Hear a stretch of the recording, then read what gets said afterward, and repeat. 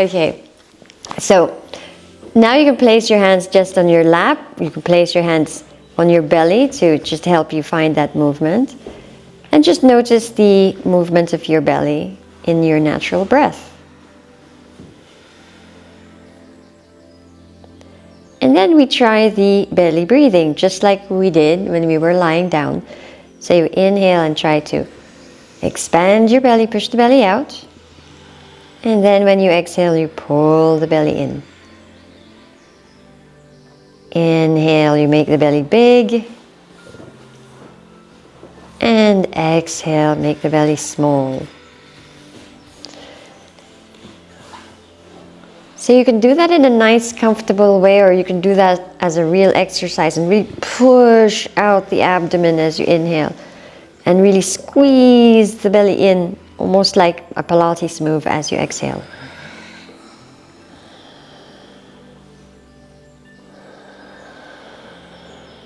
You can play around with it, sometimes just do naturally, inhaling, expanding the belly, exhaling, belly in.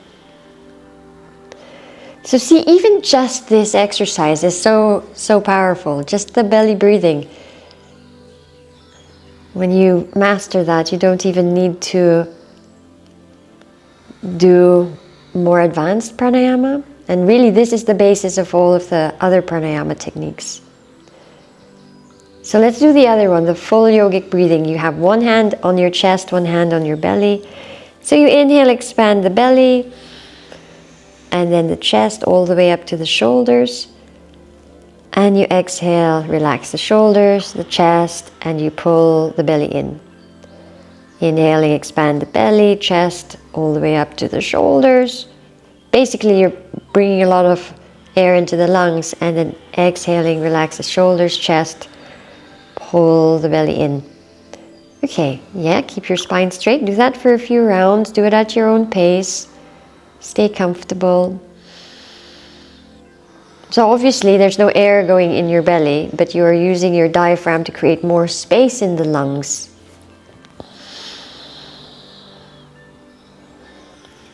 You might notice that you feel it less when you're seated. Does anyone feel that way? Yes. Yes, it's because you're using more muscles just to sit down, just to keep this posture. So it's already contracting around your abdomen. So it's less relaxed, but you can still do it. It's just less obvious. And you're still getting that beautiful air into the lungs. Okay, so do one more big inhale, one big exhale. Then just go back to your regular breathing. You can place your hands down, you can close your eyes, and feel how that affects you.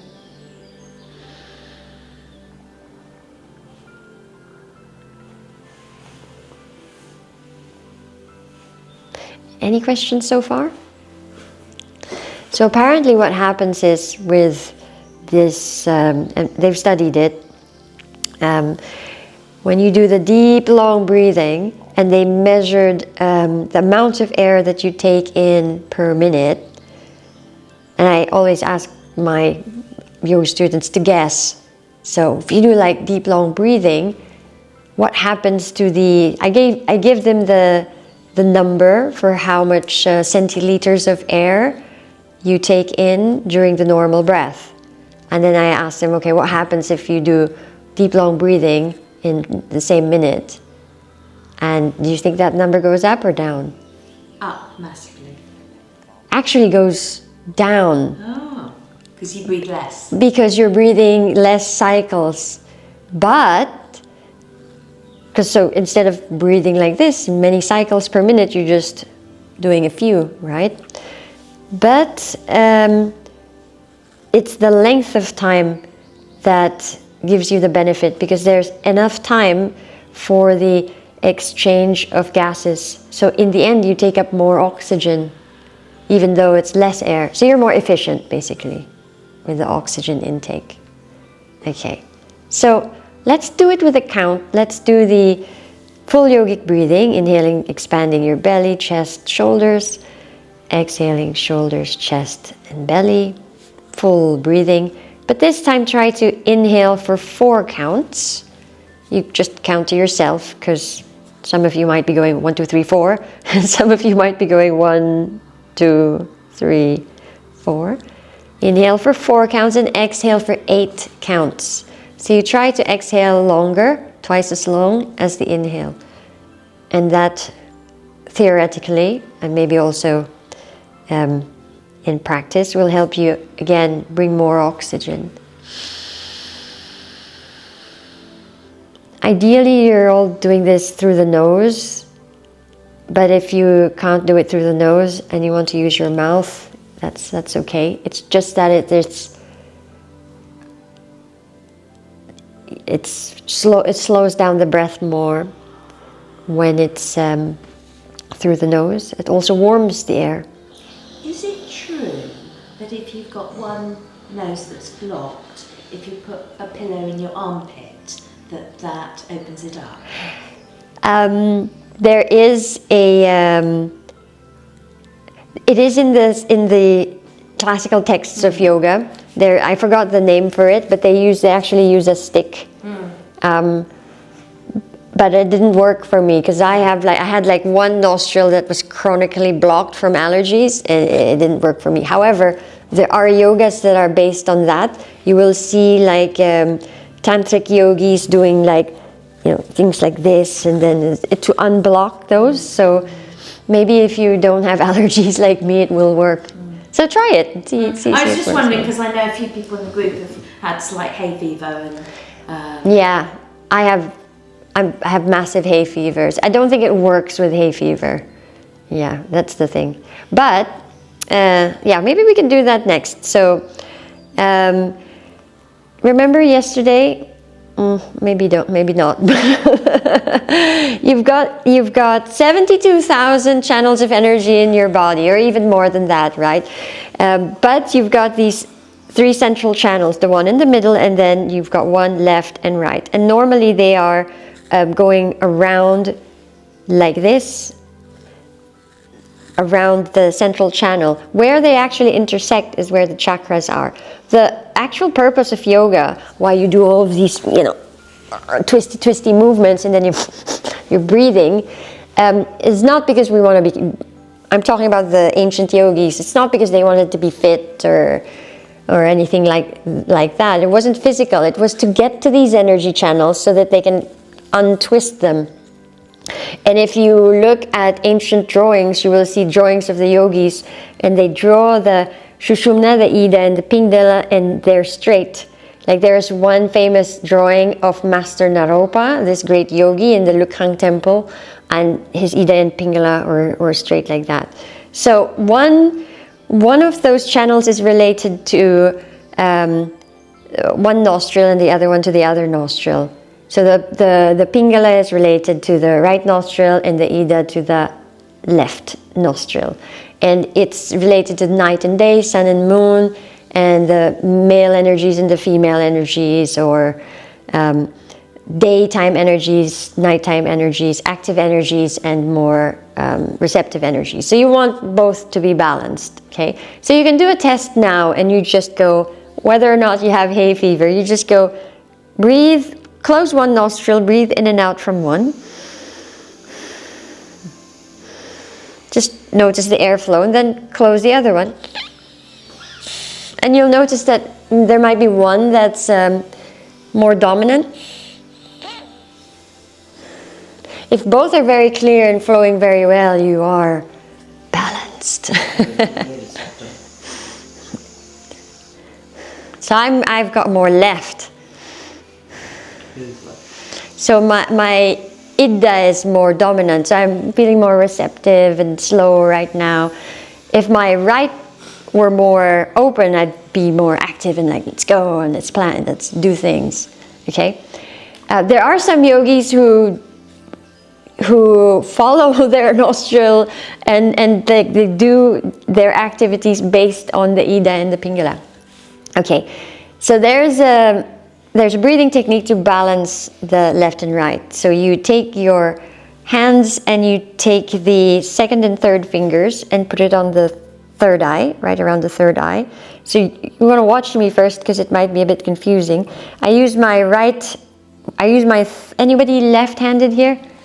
I'm gonna use my right. So you close off your right nostril with your thumb, and then you close off your left nostril with a ring finger. Okay, so it just goes like that, like that. So first, you close your right nostril. If you want, we can do it together. First, you close your right nostril and you inhale through the left nostril. Close the left and exhale right.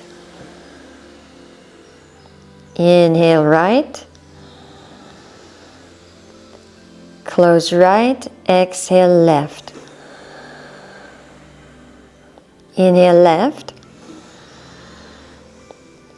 Close left, exhale right, and keep going. If you get lost, just start again. Imagine imagine that you're breathing through those channels of energy. And then if you can, like we were doing a while ago, you inhale for 4 counts and you exhale for 8 counts.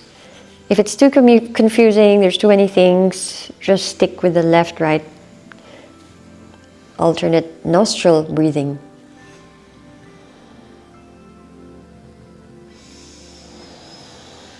Inhale for 4, exhale for 8.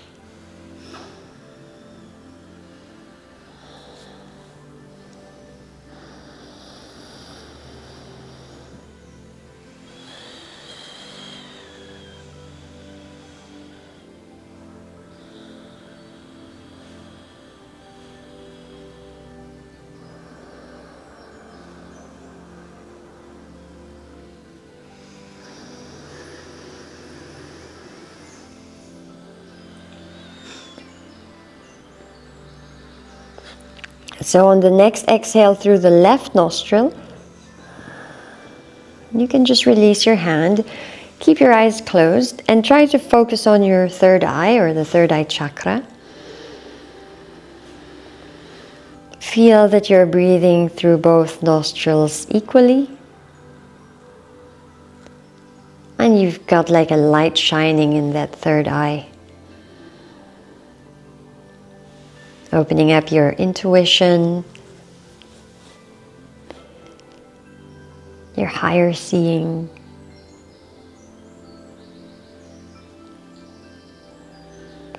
Now, while focusing on that third eye center, and with the intention perhaps to open up to your multidimensionality, you might want another intention. Let's chant Om 3 times. I'm thinking about the third eye. Inhale.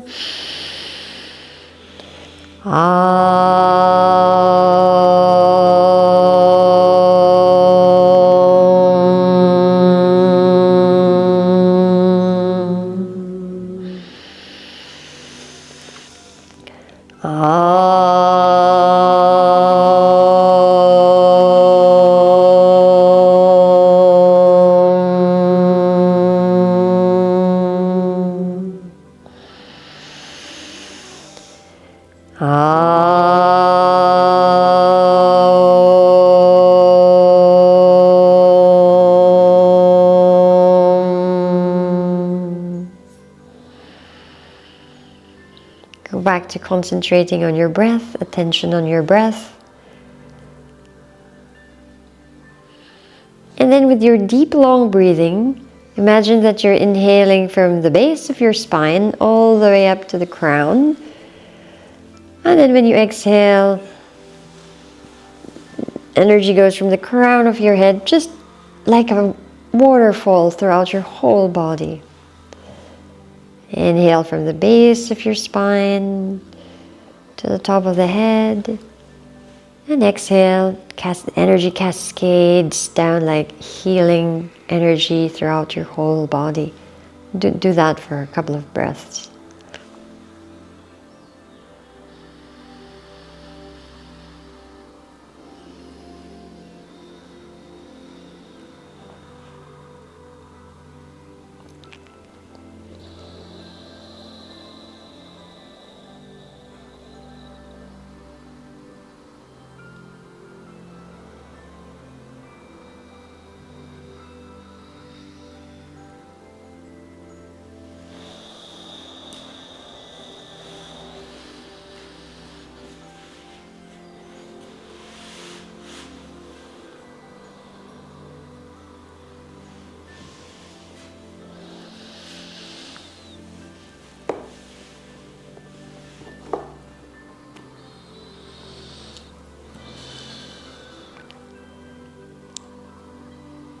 Okay, go back to regular breathing.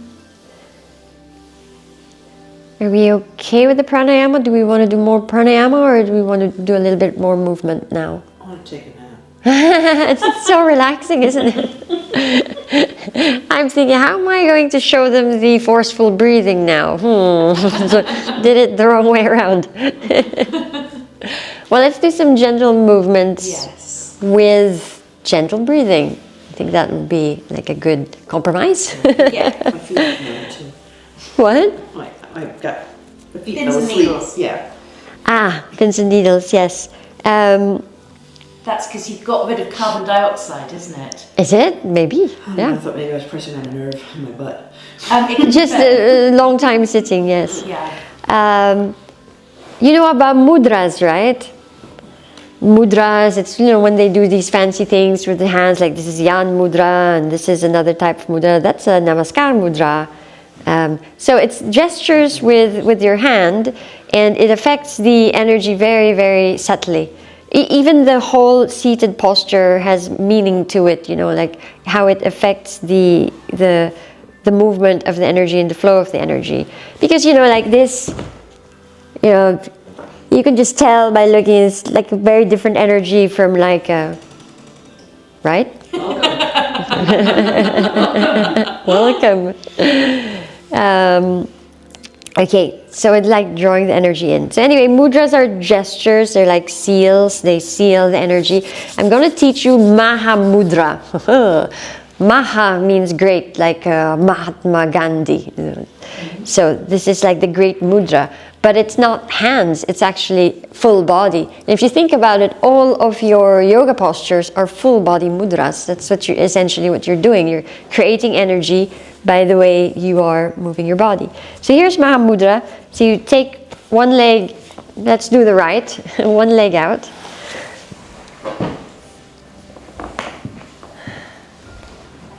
And the other leg in. It doesn't have to be perfect, and you can also sit on the block. You can bend this knee if that's more comfortable as well. Or a block there, yes. Okay. Now you want to touch the foot. That's why I said bend the knee. But you don't want to go, you don't actually want to do the traditional rounding out. You want to keep your spine straight. So it might help to bend the knee. So you're creating this circuit of energy, right? So we're going to incorporate what's called the bandha. The bandha is a lock of energy. So there are 3 locks. The first lock is your perineum. And she has to hold her foot actually. Okay. Yeah, she can do it. So you want to do a pelvic floor exercise. You squeeze your perineum. Right? Is there any other way to say that? You can't squeeze. Can you squeeze your cervix? Squeeze your Kegel. Kegel exercises. Yes. Squeeze there. That's Mula Bandha. Do you want me to check? No. Spirit left and you started talking about the hoo-ha. I said, okay. And you started the hoo-ha talk, the spirit said, The gynecologist checked after childbirth. Nope. The next bandha is the belly, the Uddiyana bandha. What that is you pull your belly in and up. So you can only ever do it on an exhale. So you exhale, and then, like imagine someone just punched you and you, okay? And then the last one is the easiest one, which I can't do, is you bring your chin to the chest, right? Okay, so here's what it looks like. You're holding on to your foot, you take an exhale through your mouth, and then you do all 3 locks.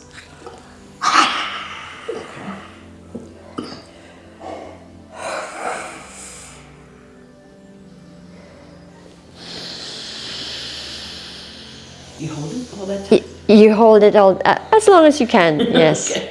On the exhale, right? So just do it one more time. Give it another nice go. Exhale, and then squeeze the perineum, pull the belly, chin to chest, and spine straight. So that's supposed to be working, because it's the right leg, it would be your Pingala Nadi. And then when you're ready, you just breathe normally. And then you extend the other leg out. Hold on to that foot. Exhale through the mouth, exhale all the air out.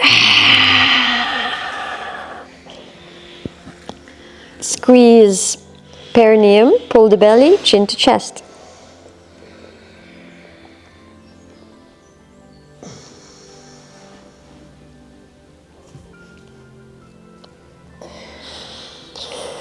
And breathe normally. Okay, take the legs forward and just shake them out. We'll do the regular yoga portion.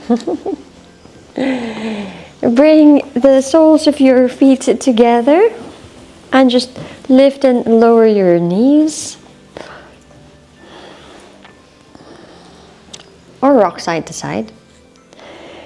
Inhale, extend your spine straight.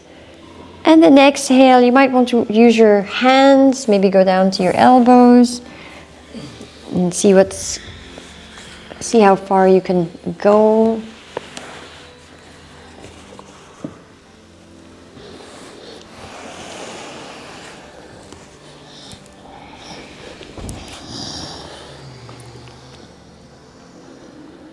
Inhaling, we come back up. And then we take the right arm, inhale, exhale to the left. If the butterfly is too complicated, you can just cross the legs. On the next inhale, lift the left arm up and twist to the right. Left hand on the right knee. You want to use the hand to actually lever your spine and twist it a little bit more. Inhaling, center, release all of that tension. Let's do just a few neck circles. And then see how you can move your neck with your breath.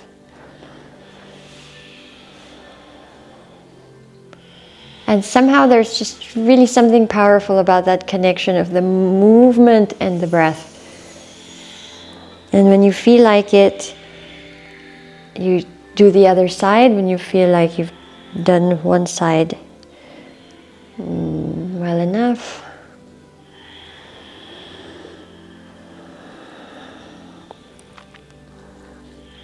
Okay, let's roll the shoulders to the back. Again, consciously with the breath. And then roll the shoulders to the front. Nice and easy. Okay, placing your hands just on your knees, on your lap. Take a circle with the whole spine.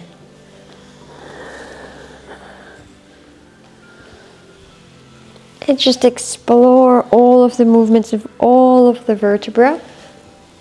Move your shoulders as well, move your head, move your hips.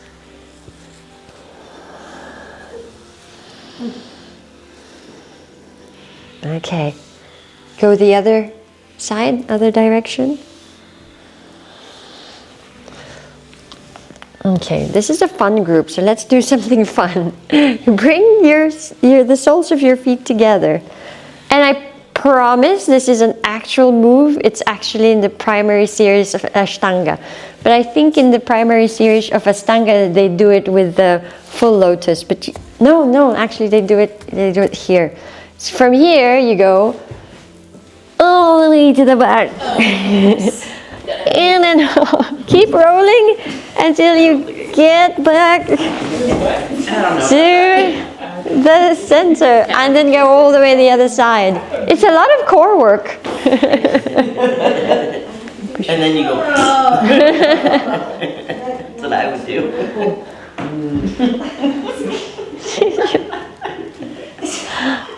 Rolling like an egg. Can you get back to the center? It's stuck. And then do we have to go over on our front, or? You have to go back to the same position. Sit up. So you just Yeah. go into the circle. You go around in a circle, and you can do it in both directions as well. It's not just rocking, you push me over.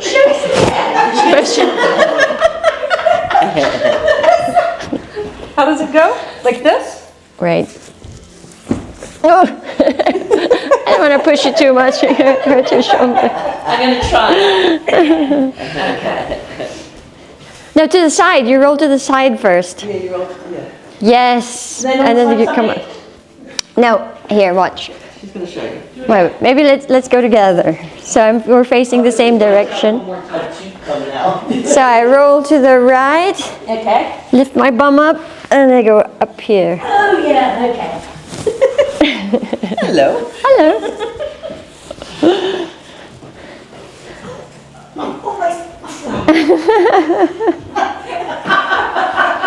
Right? Maybe next time. Serena, you weeble and you wobble and you do fall down. You weeble and you wobble and you do fall down.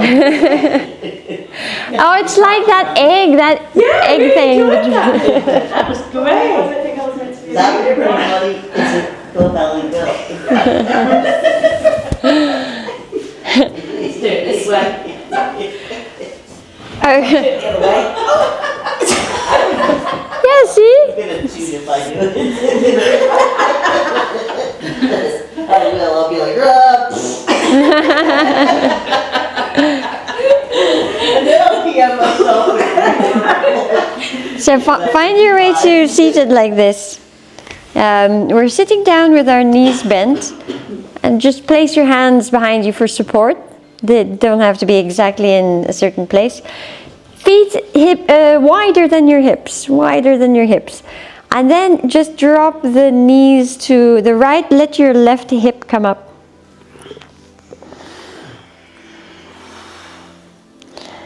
And come back to the center and just go to the other side. It's a nice easy stretch, but it's really working that spine as well.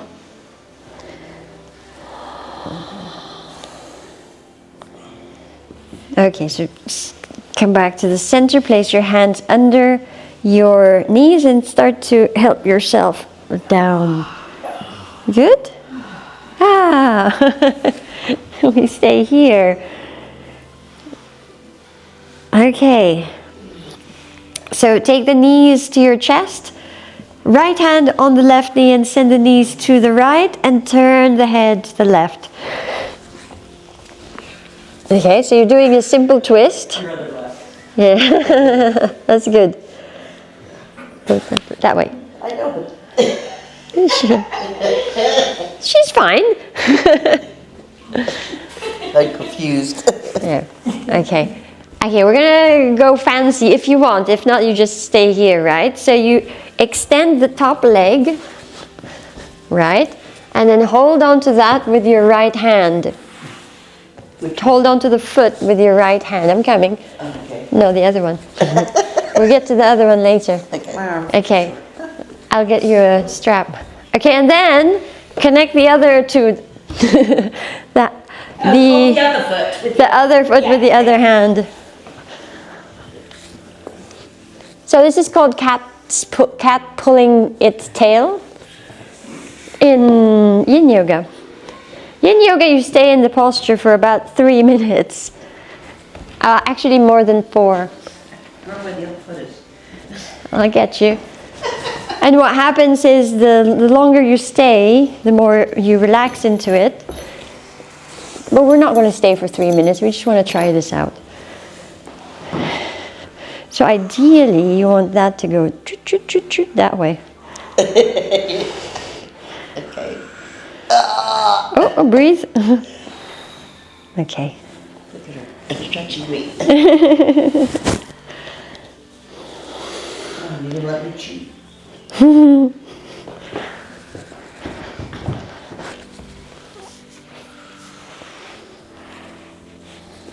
No.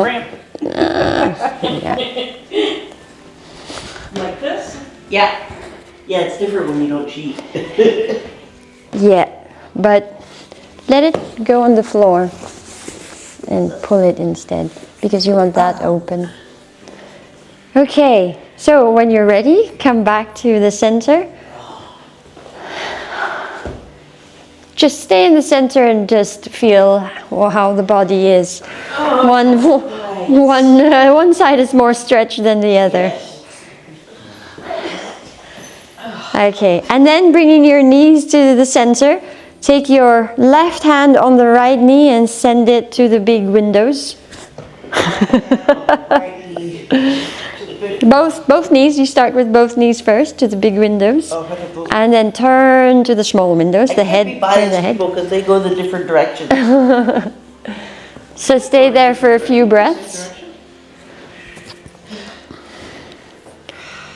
Okay, start with a regular twist first.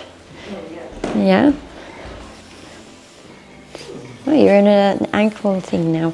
Okay, and then now when you're ready, you extend the top leg, hold that with your left hand. Wow, yes. Your head keeps turning to the right. Yes, and connect the remaining limbs of the body. I might need help to connect. Come I here. can't because of my knee. You need this? Yeah. This is my bad knee. I don't think I need a strap, I just think I need a pull. Open your shoulder. There we Yep, this is a bad knee.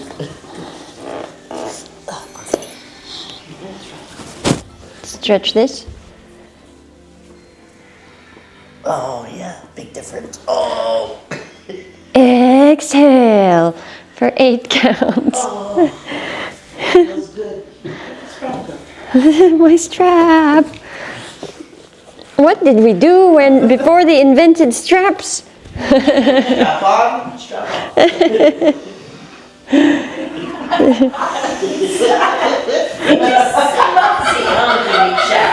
Did I just say I was recording myself? Man, what do you use this recording? So give yourself about 3 more breaths there. She's gonna breathe 3 more minutes. 3 more minutes. Another, yeah. And then come back to the center. Sorry. I can't record anything with me. Right, you hug your knees to the chest and rock side to side. Send your feet down to the floor, and then the same position that we were doing sitting down, you just drop your knees open and soles of the feet together. In Supta Baddha Konasana, you can place your hands on your inner thighs to just guide them down, or I can come and step on them.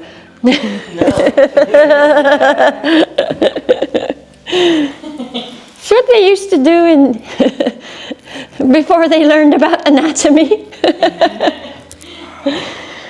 They'd step on things. The teacher would come and just crack you. Great. Like the Then they discovered lawsuits, so they stopped. Yeah. Traditional Thai massage. Yeah. So let your hips relax. If you feel any tension in the sacral chakra, first chakra.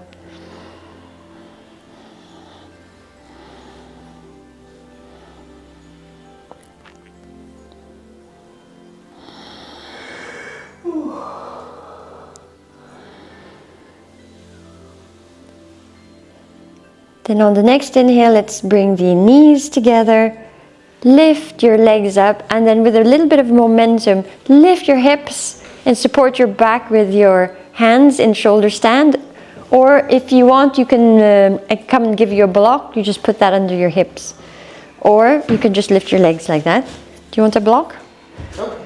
Hmm? I can try. That's too soft, I'll give you a Yeah, I have a nice one. problem in that if I go to full shoulder stand, I have to suffocate because my breasts. No, that's Bad problem. that is a legitimate. That's the same reason why I now teach that during teacher trainings. Your body? Like some people might not be comfortable in shoulder stand, not because they can't do it, but because they get suffocated because of their breasts. Well, that's why I put a block under my forehead when we put the forehead to the floor because Yes? the breath will have me squishing my nose. And it won't matter what type of bra you have because it's the other way, right? Yeah. Sometimes though, if you put your mouth and grab the inside of the bra and hold it, it gives you the there. With your teeth? Or if you hang your bra on your feet. Yes. So that's it. Somebody should come up with a shoulder stand bra. Yes. That's the next. Over the shoulder boulder holder. So instead of trying to hold your breasts up, you're trying to hold them down. You just need a little bit of space to breathe. Just get a snorkel. Put it in a cleavage. There you go. That can be the Michelle invention. The yoga snorkel. And then for Let's see if you can take your legs all the way down behind you. Is that okay? Breathe, breathe, breathe. Keep breathing. You can stop if it's uncomfortable. But you breathe. I can't laugh at all. Yeah. So. I thought, no. That's plow pose. They're in plow pose. Excellent. Okay, so then slowly you can come down. Take the block away if it's in the way and release. Feeling okay? Yes. Now go back to that breathing, deep long breaths. So inhaling, expanding the belly, exhaling, belly in.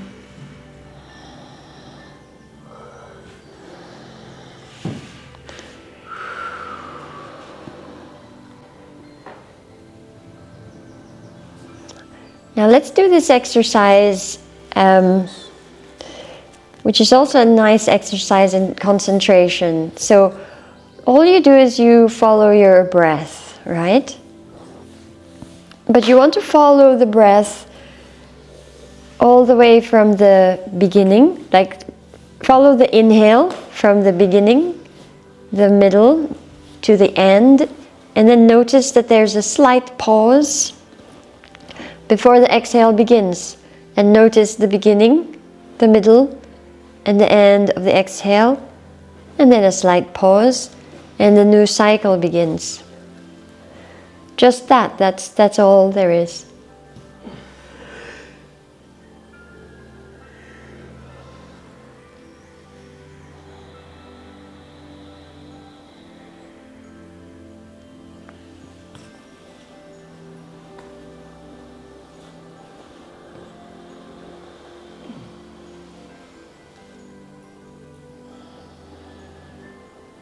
The beginning, the middle, and the end of the inhale, then there's a slight pause. It's not a pause that you're making, it's just natural.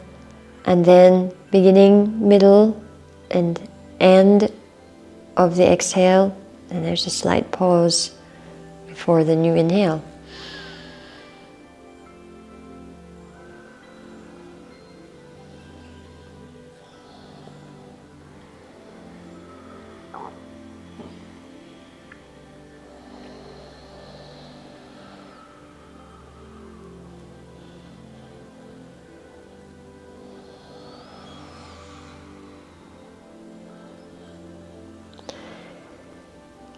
And at this point you can also stretch your legs out in full Shavasana position, the ending posture.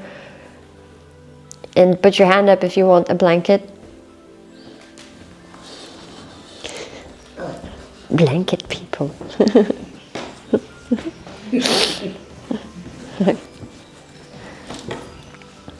Big, small.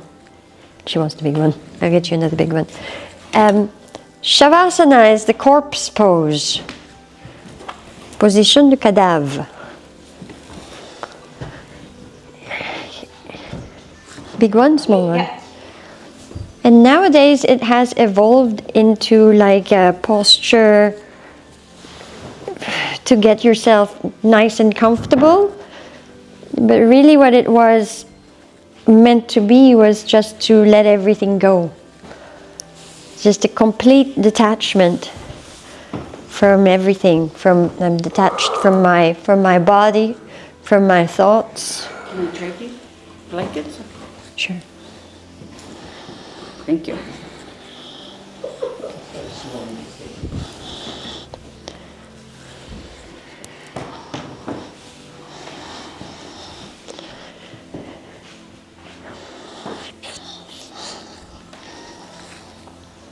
So you completely let go.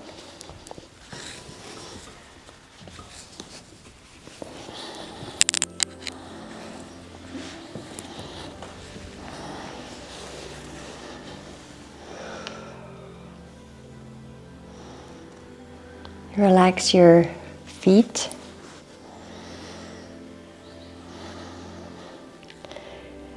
And all of your toes.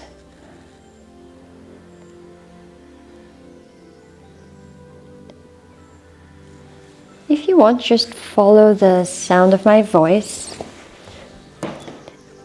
Wherever you hear the part of the body, you just let your awareness move there to that space.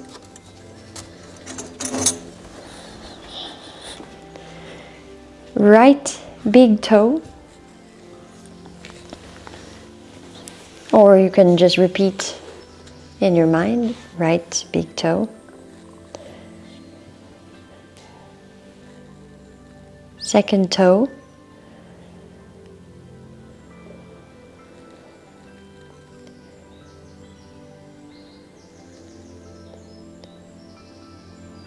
Third toe.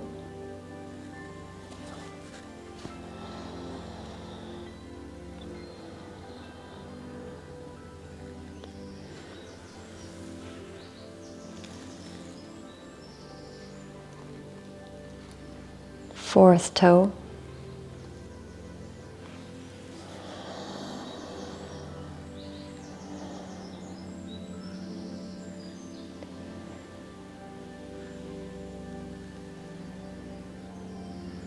Fifth toe.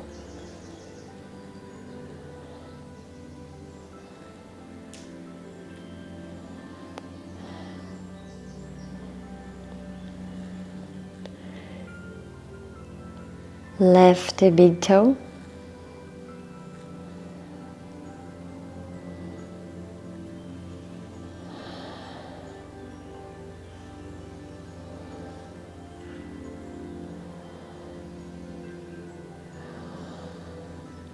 Second toe.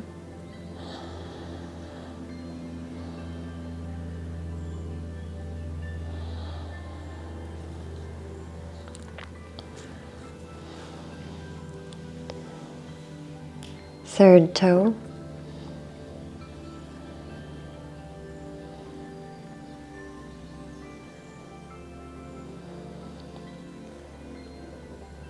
Fourth toe.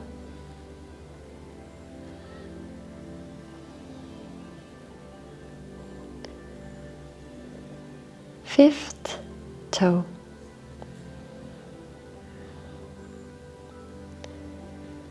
Right foot, ankle, lower leg,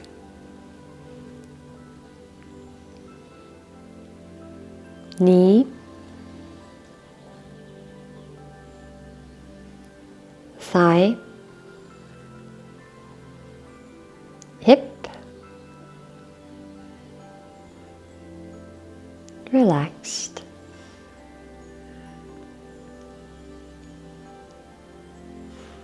Left foot,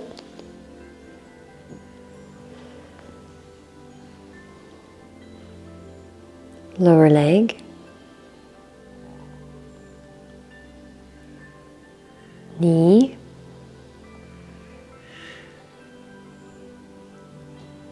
thigh, hip. Relax all of your left leg. Right leg, both legs together, hips, lumbar spine,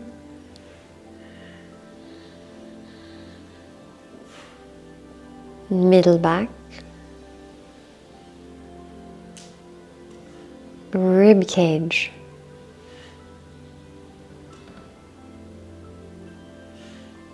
shoulders,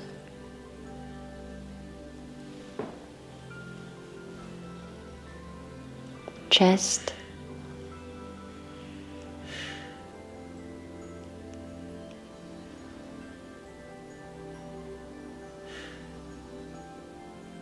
heart, lungs,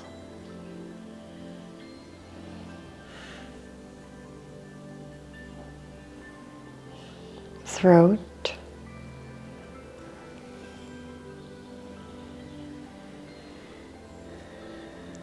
liver,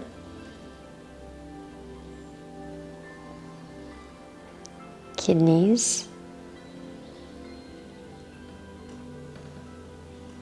stomach, small and large intestines,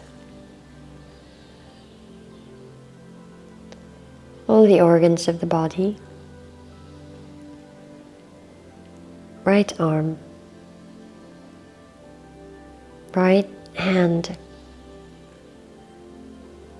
all of the fingers of the right hand,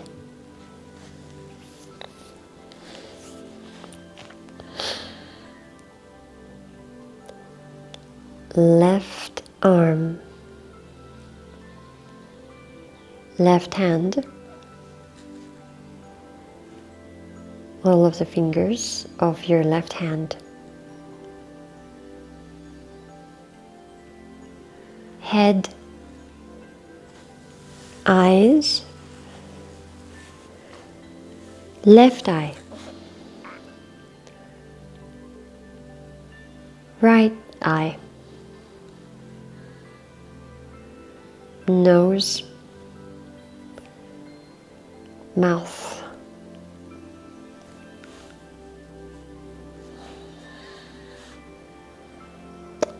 imagine your body very, very heavy.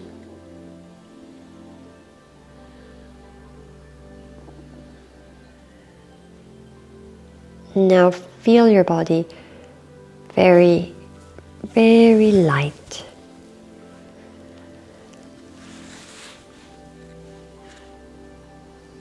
Imagine your body as big as the universe. And all of the stars within your body.